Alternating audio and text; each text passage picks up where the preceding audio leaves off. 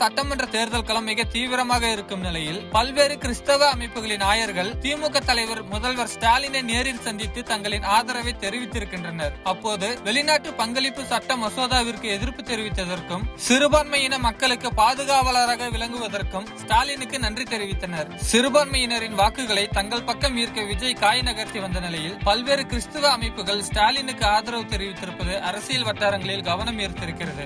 கிறிஸ்டியானிட்டியுடைய முக்கிய நோக்கமே பிறருக்கு தொண்டு புரிவதுதான், மக்களுக்கு உதவி செய்வதற்காகத்தான். மக்களை வளர்ப்பது, குறிப்பாக இயலாதவர்கள், கஷ்டப்படுகின்றவர்களுக்கு அவருடைய கண்ணீரை துடைக்க எங்களுடைய வாழ்த்துக்களை நாங்கள் தெரிவிக்கின்றோம்.